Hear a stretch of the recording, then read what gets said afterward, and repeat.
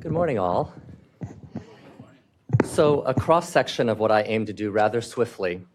I want to invoke and further digest yesterday's proceedings and to prime us for the thinking to come today. To do this, I want to invoke barriers. Not just any barriers, but ones that are sometimes ominous or other times regulate energy. Here in DC, we sometimes seem outnumbered by the concrete barriers of about 3 feet tall, about 1 meter tall, that regulate foot traffic, deny access, protect vehicles from getting into the wrong place. And these barriers have sloped sides. A number of you know that my field work has taken me to complex emergencies, settings of disasters. And in Iraq and Afghanistan, if you are in a built environment that has some degree of insecurity, there's a barrier called a T-wall. And a T-wall is 12 feet high, 3.7 meters tall, and it's portable, steel reinforced concrete wall. And the idea of a T is that instead of a sloped wall, it's a straight T in cross section. And I spent some of my time at the US Embassy in Afghanistan, and that embassy, as it has been built up over the years, has been designed to withstand a paramilitary siege, percussive blasts, RPG attacks. And so the very design of the embassy that we walked around in day out, mostly civilians, it translates into a feeling, that design itself of being surrounded by T-walls and knowing that it has been designed with peril in mind. You have a drip, drip, drip message into your body and your mind that something ugly could happen here or I could die here. And part of my job, as it is in a lot of places, is to sort of, with my protoplasm and my nervous system, to sort of decide what is it like to be in this particular system. And what does the design of it actually signal to the people involved? So another system that's been designed is this forum. This forum has been deliberately designed to be collaborative, reflective, and interprofessional.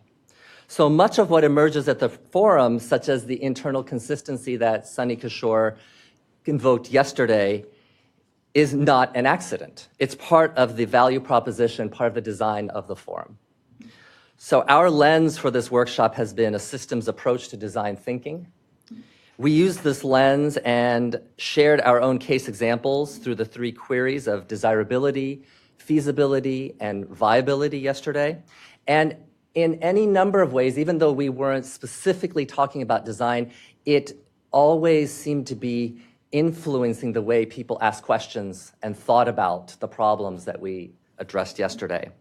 Mary Jo, you referenced that in change management, this is a methodology that allows people to come to own the conclusion rather than it feeling like it was imposed.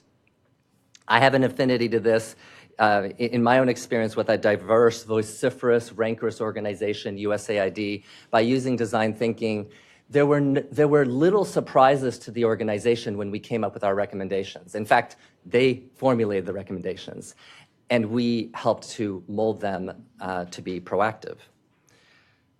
So in addition to the design motif we've been delving in and using as a lens yesterday and actually in the weeks before with the background documents and in the months in planning of this, I wanted to review 4 other motifs and recap them.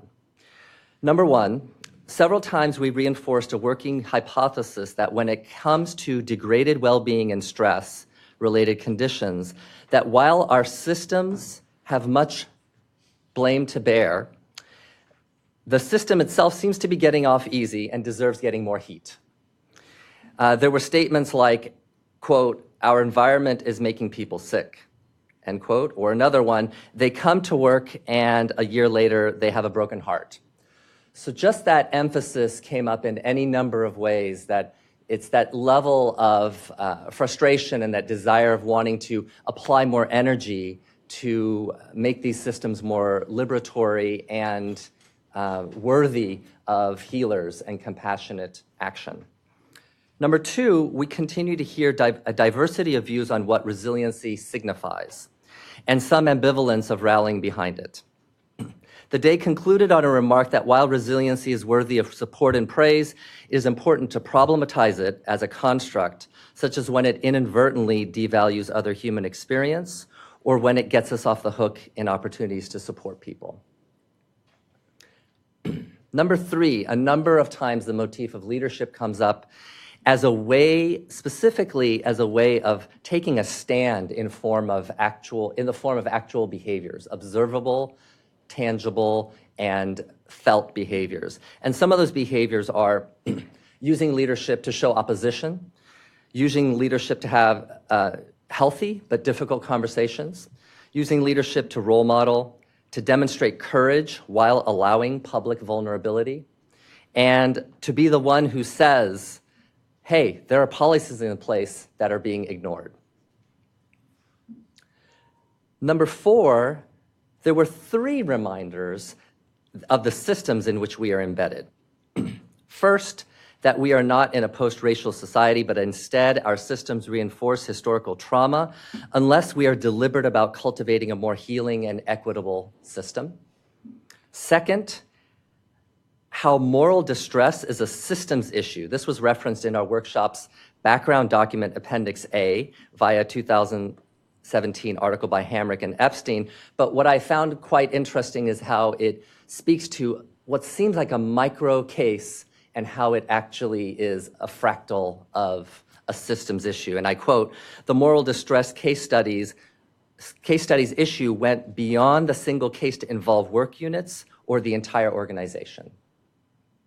And third, there's a systems movement I wanted to evoke that is that the largest medical care delivery system in the USA, the Veterans Administration, is encountering a grassroots call for transformation.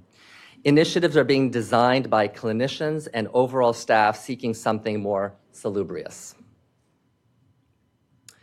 So, in a small attempt to prime us for what is to come, we're preparing to focus on organizational resilience for the remainder of this morning, it seems. It's further primed by Appendix B in the background documents. Among the themes there that are invoked are, yes, leadership, safe space, and resources being present to actually resource and organizational resilience. One of our scheduled activities is one in which each table will come up with a path that is interprofessional and refers back to ideas that are discussed in an earlier session. So we're going to have a program this morning that allows us to be recursive and reflective and interprofessional. Before I close, one of the observations I had was the moment that I noticed the most strong psychomotor activity in the room. In other words, we were agitated. It was when Lizzie referenced how the older generation complains about the snowflake generation. And people shifted in their seats, chuckled, grimaced. One person rested his head on the table, and I later came and spoke to you to find out what that was about. But just it speaks to the deep rancor and the fact that while, again, it's been invoked that what we want to do is to come back with being able to bake this into our cultures, that there is a culture shift being talked about, and that there is a struggle with how culture interfaces and intersects with generations, with the culture of medicine, with the culture of healthcare, with the culture of all the interprofessionality that we're discussing here. So I want to return finally to T-walls and what it feels like to be in a design system. And to do that, I want to see what's it like to be in this system. Can I see a show of hands for the people who would say that being at this workshop and spending time on these topics, being with these particular colleagues, can I see a show of hands for how many people is there a measure of joy in this? Okay, measure of joy. For how many people is it drudgery? It can be honest, silent. If you abstained, you're probably one of them. But no, let me give another opportunity. In addition to measure of joy, for how many people would you say it's a bolus of joy? Like a great amount of joy. So there's a spectrum, right? The thing is that this is a measure of joy, and this is what we do for fun, right? I mean, yes, it is part of our work, but we also gain some enjoyment from this. And that's precisely what the forum can function for us. Mary Jo, Zore, Patricia, Anna, Umbar, you've all created something that we can carry with us as a system within us. And how this is not just something we want to make into programs, but hardwire into our culture. That's my recap.